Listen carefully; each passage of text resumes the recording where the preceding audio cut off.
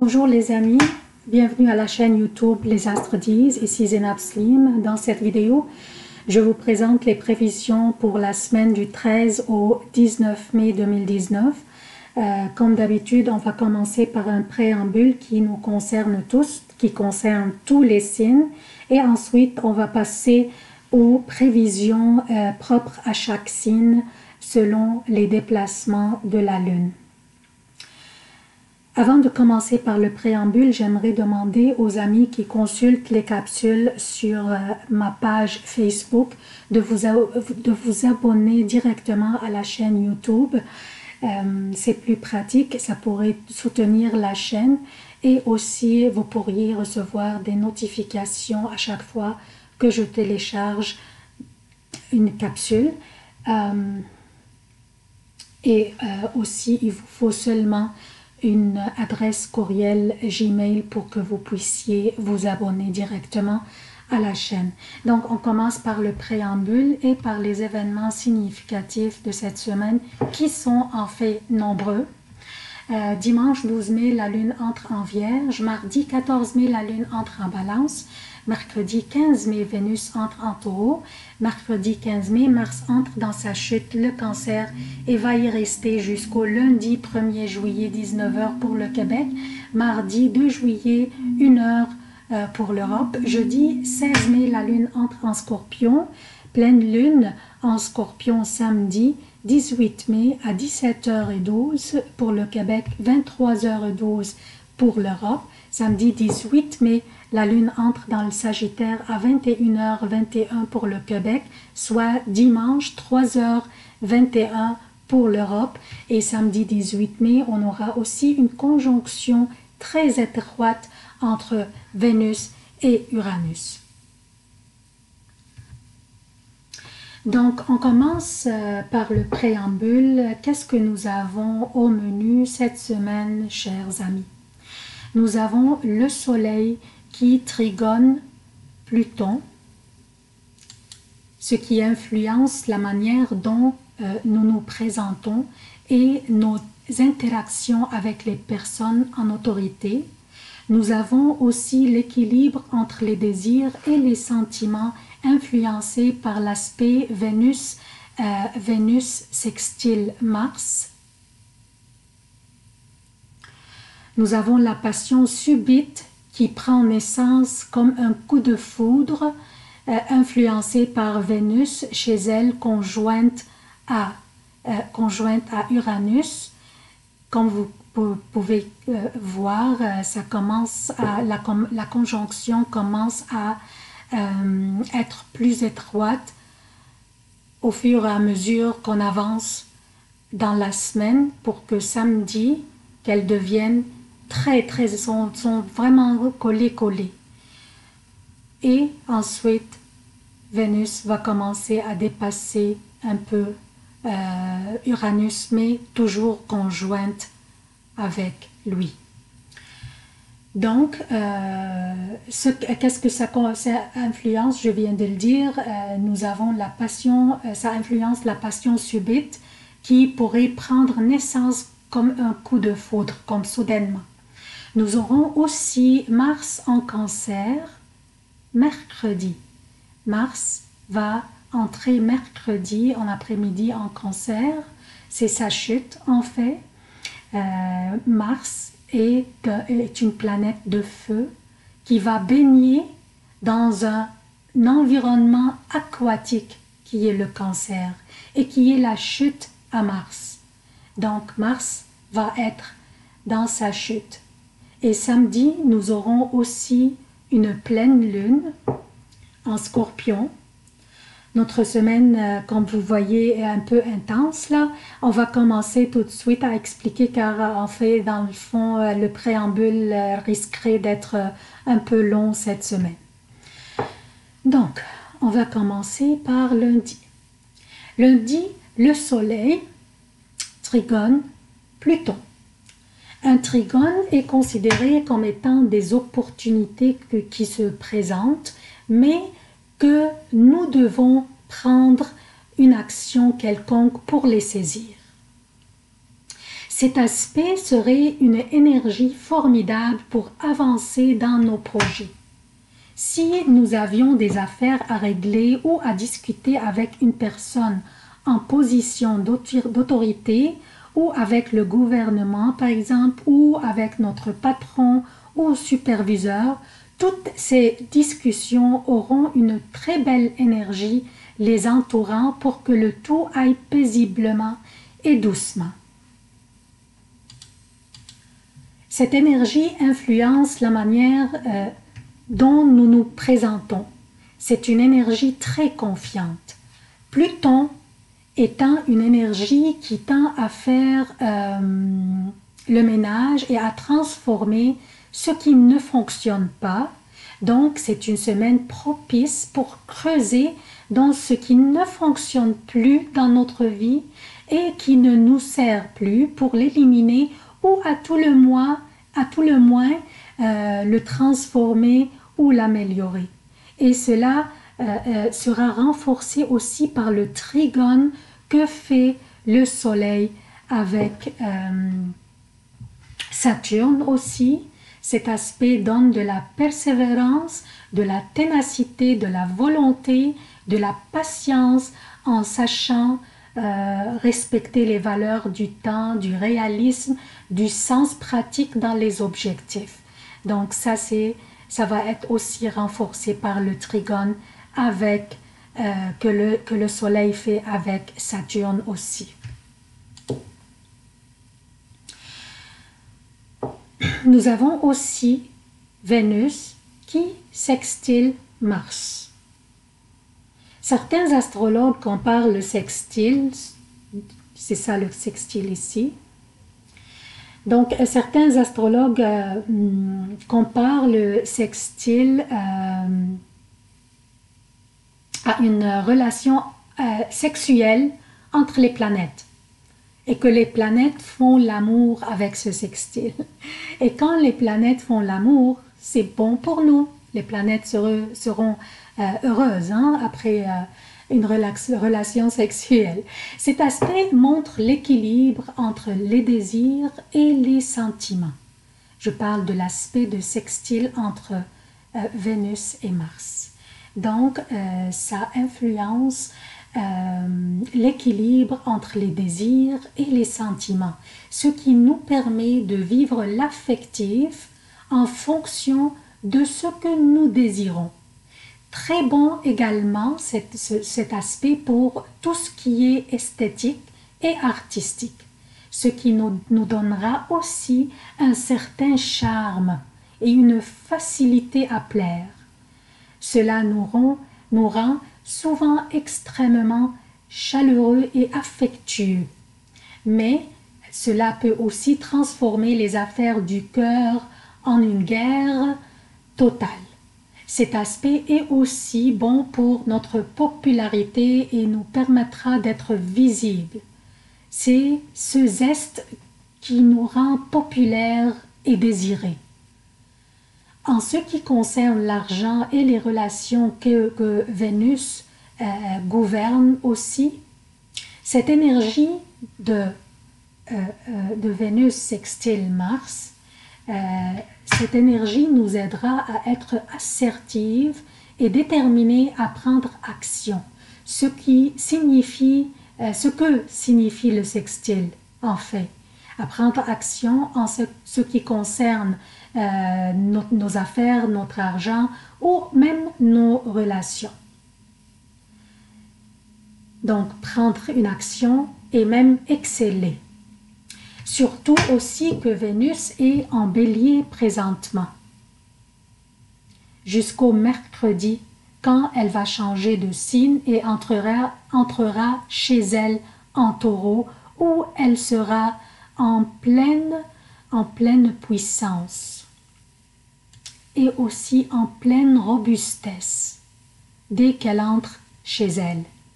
Cette énergie va en premier lieu bénéficier aux personnes dont l'ascendant ou le signe solaire est taureau et ceux aussi qui ont Vénus en taureau dans leur thème natal.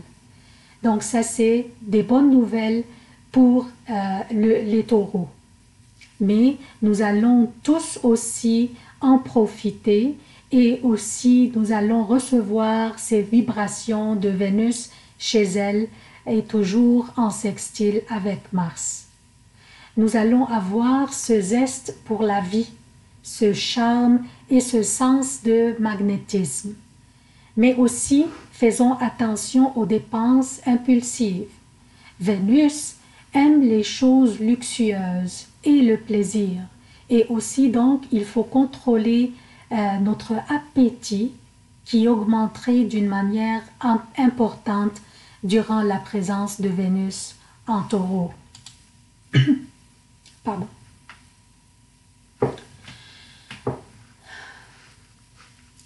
Mardi, Mercure, Trigone, Saturne et Pluton, comme vous voyez ici. Il y a 2 trigones ici, faits par Mercure envers Saturne et Pluton. Mercure, c'est notre planète de communication, de la prise de décision, des études et du sens d'affaires aussi. C'est une énergie plutôt donc mentale. Mercure, Trigone, Saturne influencera nos communications et nos décisions. Elles seront plus basées et mieux fondées, tandis que le trigone de Mercure avec Pluton nous incitera à revenir en arrière dans nos communications et nos décisions peut-être déjà prises pour les réviser et valider celles qui ne nous a pas servi comme il faut et soit les éliminer ou à tout le mieux, à tout le moins, les corriger et les améliorer.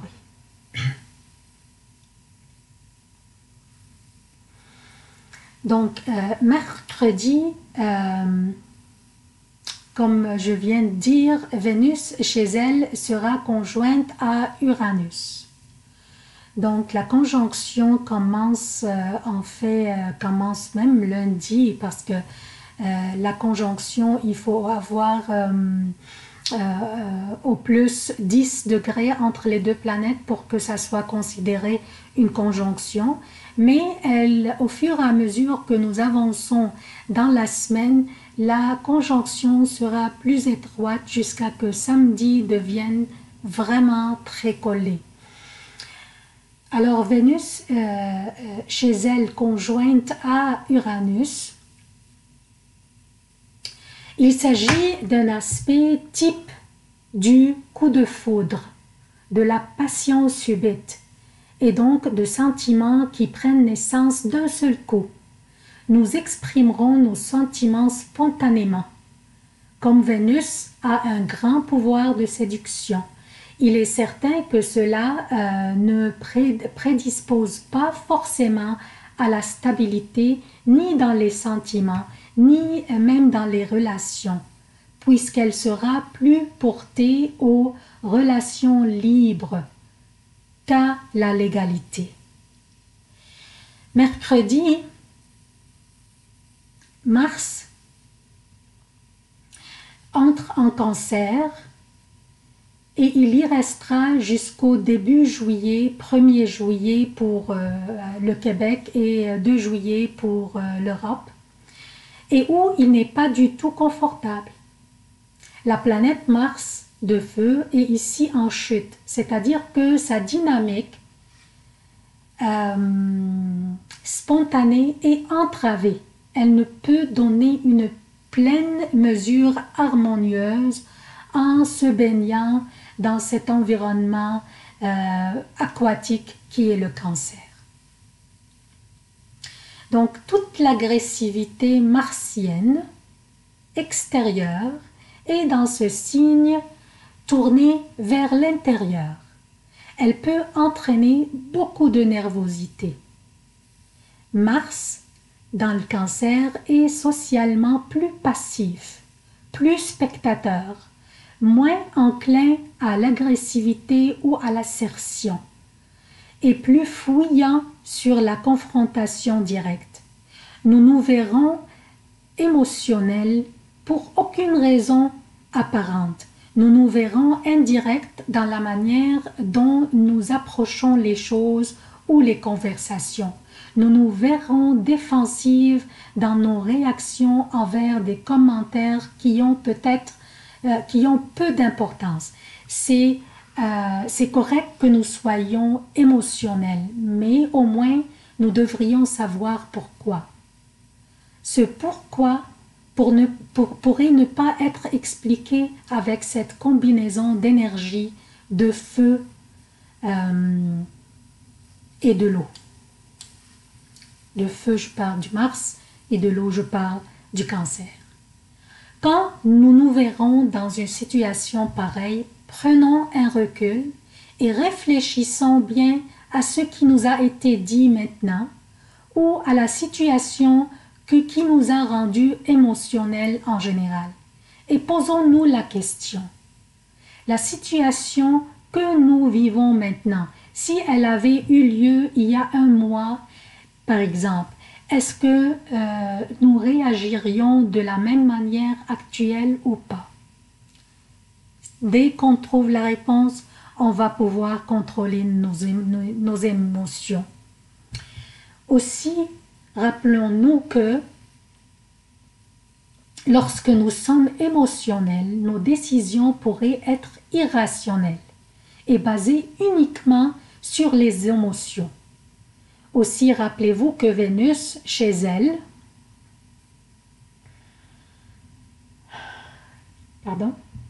augmentera notre tendance à dépenser et à manger. Et en rajoutant un état émotionnel de la personne à cette combinaison, nous serions incités à porter une attention particulière à ces faits. Je parle des dépenses, je parle de contrôler notre appétit, parce que comme je vous ai dit, nous serons émotionnels et une combinaison d'émotions avec Vénus qui est chez elle, qui va augmenter peut-être notre tendance à dépenser ou à manger encore plus. Donc, il faut porter une attention particulière à ces faits.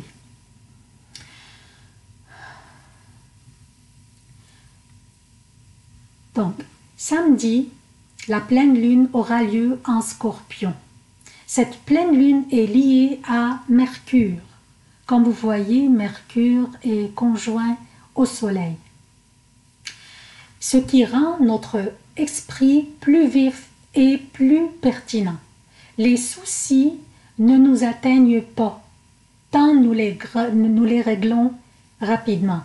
En plus, la conjonction de Saturne et Pluton, reliée aussi à cette pleine lune, nous dote de grandes capacités.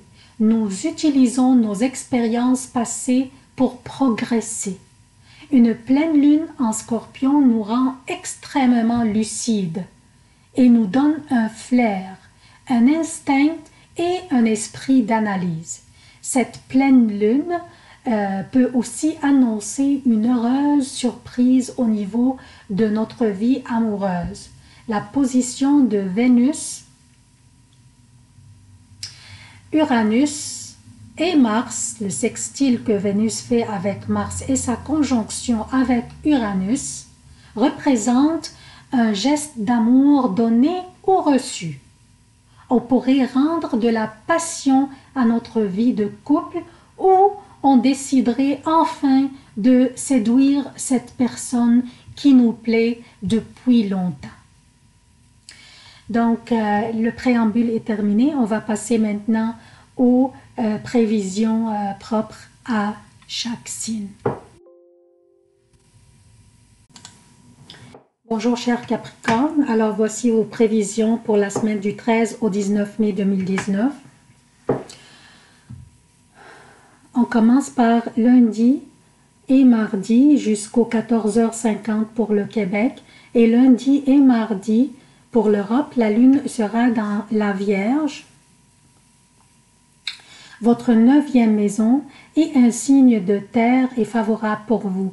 Une belle période de la semaine, profitez-en pour finaliser toutes vos tâches ou affaires les plus compliquées.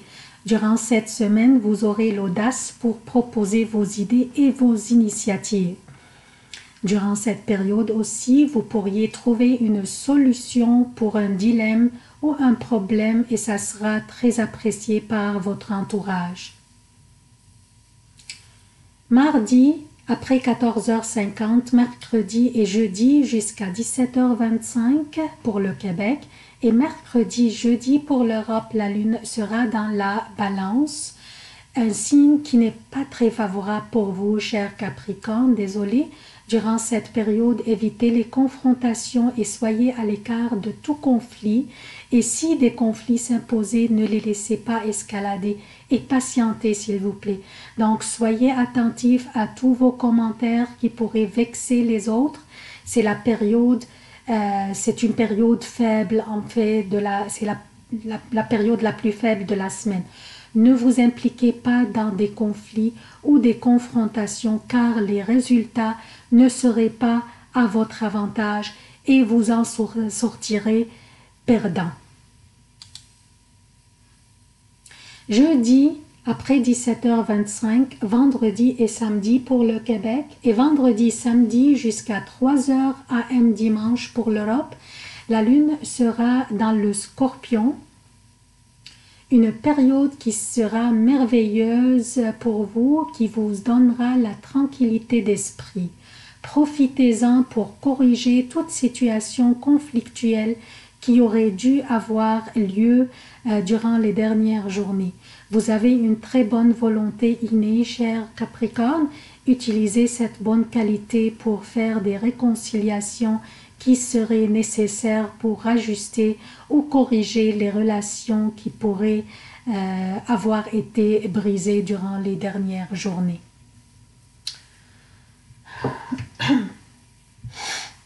Dimanche 19 mai et même lundi 20 mai, la lune sera en Sagittaire. Votre 12e maison, c'est une période lente, tranquille et plate. Des délais inexplicables pourraient s'imposer. Essayez de ne pas vous impliquer dans les conflits ou escalader des situations délicates et patientez car les prochaines journées seront formidables pour vous. Essayez de reporter toute décision cruciale ou critique concernant les aspects que je viens de mentionner à mardi ou mercredi 21 et 22 mai si possible car la lune entrera dans votre signe et ces journées seront formidables pour vous. C'est tout ce que j'ai pour vous, chers Capricorne. Je vous demande votre soutien de la chaîne. Abonnez-vous, activez les notifications, aimez, commentez et partagez les vidéos. Je vous remercie d'avoir consulté cette vidéo. Je vous aime beaucoup et à la prochaine.